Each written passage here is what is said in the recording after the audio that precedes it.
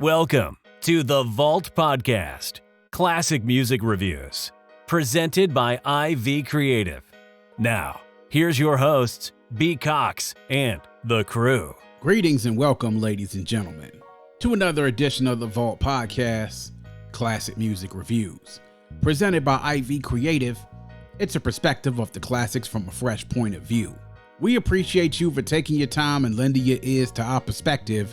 You could be anywhere listening to anything, but you're right here with us, so we thank you. With you today is yours truly, B. Cox, and we want to give a shout out to all the fans out there stateside and worldwide, and for my U.S. folks and those who celebrate the holiday. Hope that y'all had a very good Thanksgiving holiday and weekend, spent time with the friends and family. Also got a chance to eat a little bit of good food. And of course, hope you enjoyed all the classic music that you listen to with your family and friends. Want to remind y'all to go to vaultclassicpod.com. Once again, that's vaultclassicpod.com. You can go there, check out all the past interviews. Also check out our guest pages to see who's been featured on the podcast. You can also go to our merchandise store. Again, hoodies, t-shirts, sweatshirts, everything to keep you warm in this upcoming winter that's coming up, especially for those of us who are on the East Coast of the United States. They are predicting a little bit of a harsher weather than last year. So make sure you go to vaultclassicpod.com, cop your merch so you can represent, and also make sure you let us know when you cop something and give us a picture so you can show us some love. Also, make sure you go to all of our social media channels right there on the website. That's vaultclassicpod.com. As we always say here on The Vault, our motto is hashtag open the vault, hashtag MBTC, or nothing but the classics. And today, we're going to take a look back at the year of 2003 and to a very important album that at that time we thought was momentous for the occasion of one of the brightest stars in the game that we thought was going to be exiting the game. And that proved not to be the case. But at that time, when the album was coming out, it kind of served as a swan song for somebody who had been such a triumphant story. From someone who made it from nothing all the way up to something to being the number one star in the game, one of the biggest stars in music. So we're going to go back to none other than November 14th, 2003, to the 8th studio album of Jay-Z, the Black Album, recorded between July and October of 2003 at a number of different studios, namely Baseline, The Hit Factory, Criteria, the Mansion Studios in 54 Sound and Ferndale, Michigan, with a runtime of 55 minutes and 12 seconds. And of course, Roc-A-Fella Records and Def Jam. The executive producers on this, as you would expect, the Rock Trinity, Jay-Z, Damon Dash, Burke.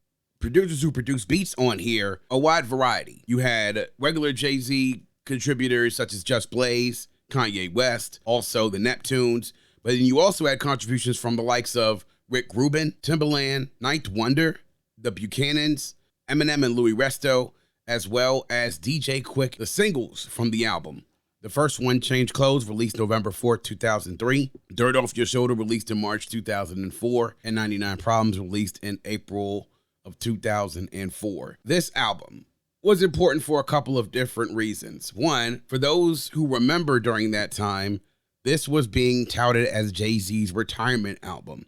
This was going to be his album where he stepped out of the limelight as a rapper. He would no longer record as an artist, and he would then move to becoming the president of Def Jam. Now, this is momentous for a couple of different reasons. One, Jay-Z had released an album every year since his debut in Reasonable Doubt in 1996. And with each album, his profile rose more and even more. And by the time The Blueprint came out in 2001, he was undisputably the top rapper in the game. Save for a couple of different instances during those years when a rapper came out that overshadowed his star, for the most part, Jay-Z was consistently there for so many years during that 7-year stretch. And during that time, he released 8 albums. Now, also, during this time in the 2000s, Roc-A-Fella Records became the biggest record label in the industry. And it wasn't just Jay-Z that was out. You had the likes of Beanie Siegel, you had Memphis Bleak, you also had the addition of acts such as the Diplomats, Cameron, Joel Santana, Jim Jones, their whole crew becoming a part of the Rock Nation. Also, you had Kanye West, who was emerging during this time, and by the beginning of the following year, in 2004, would release his debut album, The College Dropout, on Roc-A-Fella Records. Well, as we would learn later, this was sort of the beginning of the end of the rock partnership between that rock trinity of Jay-Z, Damon Dash, and Burke. During this time period, there was a lot of contention between Damon Dash and Jay-Z. If you ever seen the Choke No Joke documentary about the death of a dynasty for the end of the Roc-A-Fella days, this was During this period, when Damon Dash thought that there were meetings being had at Def Jam's Records about Jay-Z's album, when none of his folks at Roc-A-Fella were even called, and he wanted to know who called the meetings. And really what was happening is that Jay-Z was beginning his own negotiations to become president of Def Jam and wanted no longer to do business with Damon Dash at that time.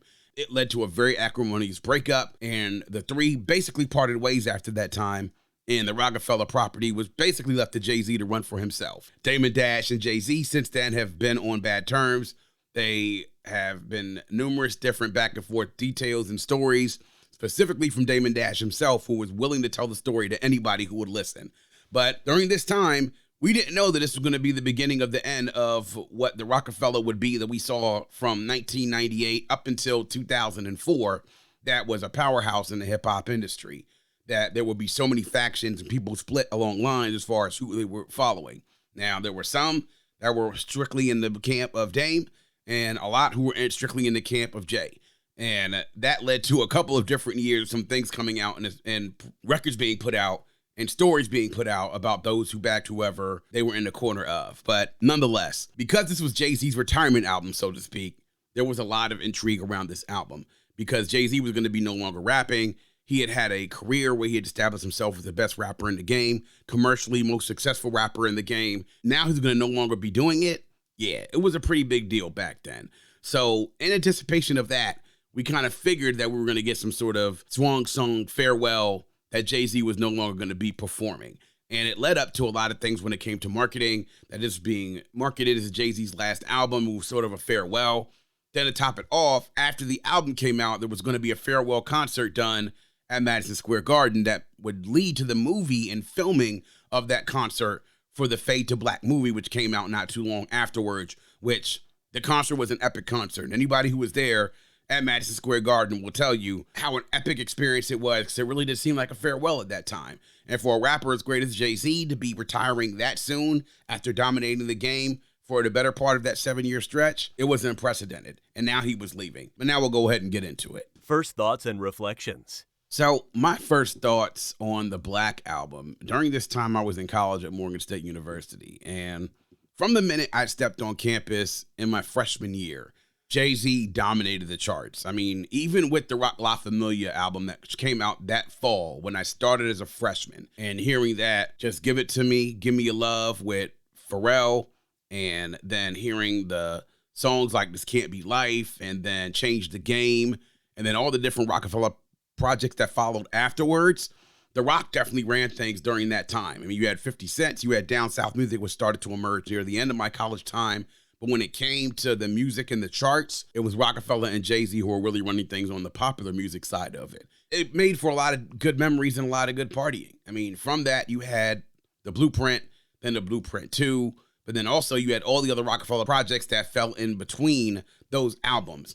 And this was being marketed as his farewell album. Now, a lot of the anticipation between all of us who were out there on a college campus is trying to figure out, what's this album going to sound like? And for those of us who listened to the Blueprint too, some of us were a little disappointed in some of the quality because we were expecting something on the level of the previous Blueprint, the original Blueprint. And when we heard it, there were some fire tracks on there. And then there were some tracks that were a bit of a mixed bag and some of them that we didn't like at all. So we were hoping that we were going to get something more along the lines of the Blueprint rather than of the Blueprint 2. And then when we heard that Jay-Z was retiring, a big portion of it was, one, well, what's he going to do afterwards? 2, is he really going to stay retired? And 3, after he leaves, who then takes up the mantle for Jay-Z as the king of the throne on top of the rap game? That was the 3 conversations we were mainly having between each other in anticipation of this album. First single drops, Change Clothes. It's a mature sound, right? What you're starting to hear from Jay-Z and what we all heard was a mature sound. You heard sort of this reflection of him. This was, I want to say really that when the term, for me, grown and sexy started to emerge into popular cultural lexicon. Like the fact that this song was all about, outfits and not only changing clothes, but then changing demeanors and everything else. It kind of felt like Jay was sort of in this mentality of somebody would be when you're getting ready to step away from the game as a seasoned veteran, looking back at your work and looking back at things that you've elevated to a certain level. And it's like you've been there, you've done that, and now you're reaping the benefits of all your rewards and the fruits of your labor. and you're just calmly sitting back and enjoying it, you know? It felt sort of like the feel of him sitting back with a glass of cognac with a cigar in Miami, overlooking the ocean and easy times, right? That's what the feeling we got from that. Then we got a crazy, crazy single with Dirt Off Your Shoulder when it came off later on that year that gave us a feeling like Hov still had it and he was still hungry. Then with 99 Problems was just a crazy track produced by Rubin, that rap rock sort of collaboration that they had, and the lyrics that he had in that just kind of let us know that he was still hungry as well. When the album comes out and drops right after Change Clothes comes out, everybody goes out and goes get the album. And as with any other rap album with Jay-Z that came out during that time when I was on campus, it became the soundtrack for at least a month around campus consistently. And I'm talking about the normal sounds that you would hear. People with their dorm rooms open. In December, mind you, as we're approaching the end of the semester in fall of 03, music coming out of the windows in dorms, in the high rises, and also in the apartments where the upperclassmen stayed behind Blount Towers and Rawlings. And cars driving around campus with the windows down, you could hear it. And even if the windows weren't down, by the time you listened to the album a couple of times, you knew by the beats and the bass lines what you were listening to. It was almost, I would say, akin to what happened when The Blueprint came out and you heard those songs from that album being blared across campus everywhere that you went. And by the time that it hit the clubs, oh, you were hearing Dirt Off Your Shoulder and 99 Problems. And of course, songs like PSA, Public Service Announcement, which became a popular song when that album was released. And when it came out, I listened to it and I was just like, you know, damn, this really might be it for him. Because you got an idea that when you listen to the album, of course, the bars were incredible, right? The production on this, I mean, crazy. And the wide variety of production that you got from this, from all the different producers that were featured on this album. Ninth Wonder, Kanye West, Just Blaze, Neptunes, Rubin, Timbaland, Eminem, the Buchanans. It gave a rich sound. And not only was it a rich sound, it was a mature sound. And his lyrics had matured. You really got the perspective of Jay-Z that this was going to be someone who was going to legitimately retire, that had felt that he had accomplished everything that he could and had done everything there could be to do in this rap game. And now it was time for a new hustle, as he liked to say. So when you hear songs like Change Clothes and you heard Moment of Clarity and him really being candid, talking about the relationship between him and his pops and how he felt when his father passed away, and then finally giving himself closure by forgiving his father for leaving his mother and for all the things that he held against his father for so many different years. Hearing songs like December 4th and being reflective in his rhymes, it gives off the idea of somebody who's going to retire. Someone also that has been happy where they are. It reminds me of that grandfather that has lived a full life and has seen all of his kids, and his kids have kids, and see his grandchildren there, have the whole family together, and be very happy and content with the life that they've lived. And I felt that from Jay-Z. But you also heard hunger. You also heard that he was willing to put himself out there and also willing to show everybody, like, listen, I'm retiring at the top of my game. Like Ted Williams in his last at bat, he was willing to go out, hitting a home run at his very last attempt. And that's what you heard in it. I mean, listening to it, it kind of gave you the feeling of, yes, you know, we're happy that Jay-Z's retiring on his terms. But for those of us who love the game and those of us who love Jay-Z, it was kind of like, man, this guy can still go for a few years, right? So it gave us all the questions like, dude, why are you really retiring? Like, you still have it. You're still better than 99% of the rappers out there. Why are you giving it up? And for those of us, we really couldn't understand. And you really couldn't understand unless you were in the mind of Sean Carter, unless you were inside the mind of a hustler and the things it is that he wanted to accomplish at that time. Now, of course, we know that this was not his last album, but at that time, it felt like really a goodbye to one of the greatest in the game. And that was really one of the biggest intrigues as far as the marketing of it, because it helped to drive the intrigue of this album so much more.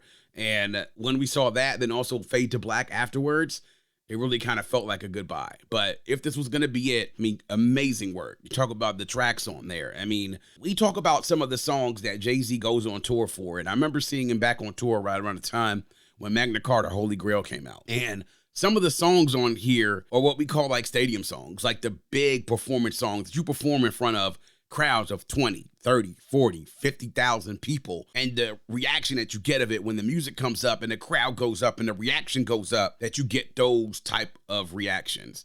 The What More Can I Say, the encores, the Dirt Off Your Shoulders, the 99 Problems, the public service announcements. I mean, you get those type of stadium songs. Then to get also the mixture of tracks like December 4th and Moments of Clarity and also Allure and My First Song that gives you that reflection, that candid feeling. I mean, he really did go in his bag on this album. And I felt more so than many of the other albums that have come out with him, you felt like the emotion in this album, because I felt like to him, he felt like he needed to get some things off his chest and he needed to be able to portray it in a way to let folks know, like, hey, this is me giving you a piece of me before I fade to black and exit stage right. And for those of us who love the complex albums like that with production and concepts and songs and bars all being weaved together to work seamlessly, gotta love it. There's nothing more that you could say about it. It was just great. And by the time the spring rolled around in 2004, folks, I want to say didn't forget about it, but I think we saw that Jay-Z was starting to then adapt into his next role as that executive, but we knew that he wouldn't stay in that role for very much longer. Highlights and lowlights. So lots of highlights on here for me for the Black Album. I mean, just starting from the beginning with the interlude and then also December 4th, which gives you this idea that you're getting ready for an epic journey of closing this chapter out for Jay-Z and Sean Carter, the man, Jay-Z, the MC. And with December 4th and having his mom featured on there, Gloria Carter, and him talking about his life, kind of gives you this picture and painting this picture of what his life is and what he hopes it will be and what it will look like when he is 70, 80 years old, looking back. Hopefully he lived that long to see what it is. I mean, very reflective. You get into songs like What More Can I Say and Encore. I mean, you want to talk about somebody talking their shit on both of their songs. Jay, bar-wise, is talking his shit on What More Can I Say and Encore. And really exceptional tracks produced by the Buchanans and Kanye West, respectively. Encore, to me, and I've heard some people say that they don't like Encore, that it's not one of their favorite songs on the Black Album. Encore, to me, during that bridge part where you're getting that, he's killing y'all jive turkeys. Well, y'all want a Chicken Man to come back. I need y'all to help me bring him back to the stage. That hova, hova, hova. I mean, to me, that was almost like gospel-like. The feeling that when that track builds up to that last Jay-Z verse before the song ends, that is the stadium song right there, Encore, without a doubt. Dirt Off Your Shoulders, man. Seeing that video with Timbaland making that beat and then seeing Jay react to it in real time. Then also have him go through bars right there on the spot. You knew that was going to be an epic song. I mean, this is, to me, craziness. One of Jay-Z's enduring songs, and really, really fun song from Timbaland, really. 99 Problems with Rick Rubin is a phenomenon, right? Though you talk about the rap rock collaboration, those guitars on there are just absolutely epic. And not only that, but it gave Jay a song title and a chorus that people have used over and over again since then. 99 Problems, but ain't one. He was right. He had all the problems in the world, but his lady was not one. She definitely wasn't. And we see now, years from now, what kind of empire they've built together with each other. Public service announcement is, oh man, every time I hear this and I get so hyped. That intro would allow me to reintroduce myself as if we needed any reintroducing to him, right? But really lace the bars on here, the sample on here, the production from Just Blaze. Like I always say, people said that Kanye and Jay-Z were a great fit together, but Just Blaze and Jay-Z were magic. And it's just another idea of that magic coming to life. Lucifer, that reggae sample, bruh. That reggae sample from Chase the Devil with Max Romeo. Oh, God. Like, wow. I mean, ridiculous, right? And for me being a reggae head and hearing that and hearing Jay-Z spit over that with that track produced by Kanye West was crazy. Getting into songs like Allure and Change Clothes, produced both by the Neptunes, you get that feeling, of course. These are like mature songs, right? These songs that are mature, reflective, but then also kind of candid as well. Allure was one of the standout tracks on here, and I love the fact of what Pharrell did on this joint, and what the Neptunes did beat-wise on here was just crazy. Having My First Song close out the album and having that clip from Biggie's interview kind of bring things full circle, right? Because you have Jay-Z from Brooklyn, Biggie from Brooklyn. The two of them are boys. They definitely were, I would say, peers, but then also competitors in the same sense. But they have respect for each other's skills, because game recognizes game. And to see how Jay-Z paid homage to Big in this, and people will say that he bites Biggie's rhymes and, the whole ether thing. But having him tie this back to Biggie to bring this full circle with this being the last track on what was supposed to be his last album, because he owed a lot to Big.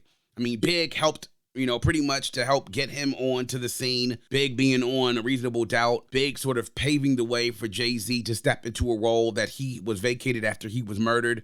And Jay-Z taking that and running with it was sort of like my way of saying, when he took from what Biggie said off of treat everything like it's your first song that you ever done, the first album you've ever done, like you're an intern, like you're hungry. And it was sort of Jay's way of letting us know, like, I'm gone, but I'm still going to give you my all on this. Like it was my first album and my first song. A perfect way to wrap the album up.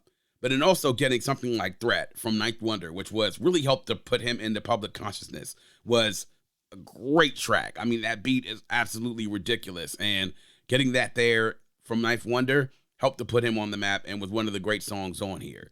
If I do have to say anything about a lowlight, I do have to say that the lowlight on here for me is, surprise, surprise, Justify My Thug. Produced by DJ Quik, who DJ Quik's one of my favorite producers of all time. To me, he has a great discography, a great production catalog, but this was not one of his best beats. And I did not feel as though Jay-Z was at his best on this track. And it's so disappointing because you almost have a perfect album here. I mean, a flawless album. To me, I think without Justify My Thug. And again, I mean, some people may have their opinions on it, but to me, I'm not really a big fan of it. That to me is the only low light of the album. Overall, though, production-wise is crazy on here. The nice mix of production, of the beats, up-tempo and lively and candid and smooth, and also the bars on here, a nice mix of those as well. But Jay-Z showing us he can go in his bag for many different flows and for many different styles and can give it to us at the top of his game right when he's just getting ready to leave. So lots of highlights and not many lowlights, just that one lowlight of Justify My Thug. Notable quotables. So my notable quotable actually comes from the third verse of What More Can I Say? And this is an extra long verse, but I had to take the second half of this verse as my notable quotable because it just sucked. Like I said, he was talking his shit on this song, and I just love it because to me, I felt like he addressed a couple of people, individuals in the rap game. One person from Queens, actually a couple of rappers from Queens in particular, talking about what they say about him and the words and things that have been said. He's been embroiled in a few different feuds during his career. And he was just kind of letting them know, like, I've persevered despite all of this shit. And I felt like he was really just letting folks know, like, hey, I mean, what else can y'all say about me? Honestly, you can't say anything else about me. So this is the second half of the second verse. He says, Young, Hova the God, nigga, blasphemy. I'm at the Trump International, ask for me. I ain't never scared. I'm everywhere, you ain't never there. And nigga, why would I ever care? Pound for pound, I'm the best to ever come around here. Excluding nobody. Look what I embody. The soul of a hustler. I really ran the street. A CEO's mind, the mark on the plan was me. And no, I ain't get shot up a whole bunch of times or make shit up in a whole bunch of lines. And I ain't animated like say I bust the rhymes. But the real shit you get when you bust down my lines. Add that plus the fact I went plat a bunch of times. Times that by my influence on pop culture. I'm supposed to be number one on everybody's list. We'll see what happens when I no longer exist. Fuck this. What more can I say? I mean, a couple of different highlights in there. For him to say, a CEO's mind, that marketing plan was me. He had the mind of a CEO. His marketing plan was himself. That was it. He didn't need anything else, right? Talked about, and no, I ain't get shot up a whole bunch of times. You know what he's talking about there. As far as he talks about marketing plans and someone getting shot up a whole bunch of times, you go ahead and draw the inference as far as what he was talking about. Talks about he isn't animated, meaning he's not animated like the way the Busta Rhymes styles was. But he talks about when you actually break down his lines, then you add that to the fact that he went platinum a whole bunch of times. A lot. Sold a lot of records once you bust down my lines, and add that to the fact that I went platinum a bunch of times. Times that by his influence on pop culture. I mean, yeah, it's just you talk about add all this shit up. And then say, I'm supposed to be number one on everybody's list and see what the fuck happens after I'm no longer here. I mean, God. When I heard this in real time, I think I had to rewind that second half of that verse again to be like, damn, dog, he really went in. He really went in on this shit. And so that to me is a favorite on this album. Lots of great quotables on here, but that to me is probably my favorite. Final verdict. So my final verdict, obviously, I feel when it comes to the Black Album, this to me is one of Jay-Z's 3 surefire classics, the other being Reasonable Doubt and Blueprint. And I love this album, and I love the feeling that it gave because, you know, we thought that this was it for him. And we thought if this is going to be it, this is a damn good way to go out. Classic for me. I think it endures. The songs that he has on this, as long as he decides he wants to continue to perform, He's got a ton of joints he could perform on this album. It's an album that a lot of us will remember, that stays with us because of the feeling that we had of it during the time. And at that time, we thought that was going to be it for him. So we thought that, hey, our favorite rapper is going to be retiring, and this is it for him. So he's going to fade to black, and no more Jay-Z. But this is an epic album. It's one that a lot of folks look at the way how it changed the game in regards to its build-up and its marketing for this farewell for Jay-Z and the Fade to Black, the movie. And at that point in time, it hadn't really been done before. And we thought that would be it, but we were all mistaken, because not even 3 years later, Jay-Z returned with his comeback album, Kingdom Come. And what has happened with Jay-Z's album since then? He's released a bunch of projects, collaborative albums. He's had some albums that were good, some that were almost classic worthy, and some that weren't so good. And so you've had a mixed bag from Jay-Z since then. I mean, the second half of his catalog has not added up to the first half of his catalog in my estimation. But if you would have ended with the Black Album 20 years later, if we looked at this and said, yeah, Jay-Z's legacy is secure in the game, there's nothing more that we can say about it, like the song title says, and that would have been it. But it wasn't it. And what it has done, though, during this time is that Jay-Z did get this business sense down. And while he didn't stay president of Def Jam for so long, it did allow him to create so many business ventures that have led him to becoming now one of the few billionaires in the hip-hop industry. Matter of fact, I would say he's probably one of two or three that are present out there, billionaires. And he truly is a business, as he says. I'm not a businessman, I'm a businessman. Let me handle my business, damn. And he truly is a businessman now. And when he decided to pick up the mic and really try, he can still get it done. And, you know, that shows his staying power. But for us, after the Black Album, the problem was the consistency with the albums. And we didn't get too much of that. But if he decided to leave, this would have been it. And we would have been happy with it. But Jay-Z's The Black Album. Make sure y'all go out there, check it out. Hit us up on social media. Let us know your thoughts. What are your memories from the Black Album? What are some of your favorite tracks? And would you have been satisfied if this was actually his last album and this would have been it for him? Hit us up on social media. Let us know your comments. We love to keep the conversation going. And that is going to wrap up yet another edition of The Vault. Please make sure you are visiting us at vaultclassicpod.com. That's vaultclassicpod.com. There you can learn more about the show, check out our past episodes, join our mailing list, leave a review, or if so inclined, you can leave us a voice note. Click the blue microphone in the bottom right-hand corner to leave us a voice note to let us know what you think about the show, or to just show us some love. To support the show, click the coffee cup shaded in yellow in the bottom left-hand corner to access our Buy Me a Coffee page. On Buy Me a Coffee, you can give a small monetary donation to support the show to ensure that we can keep the vault open for many years to come. You can also visit us on social media at Vault Classic Pod on IG, Twitter, and on TikTok. Also hit us on YouTube and our Facebook page. Like and follow us on social media, subscribe to the pod and the YouTube channel. We do it here all for you. We appreciate the support, and if you have a friend, tell a friend, and make sure that that friend tells a friend. Always remember to keep your headphones on and your music loud, but not too loud. And as we close, we like to remind everyone to dream big, because dreams are the basis for creation. Always create, motivate, and elevate, because you were never destined or created to stay stationary or ordinary in this life. And on that note, we say peace. Thank you for listening and coming into The Vault. Please subscribe and visit us at vaultclassicpod.com. That's vaultclassicpod.com.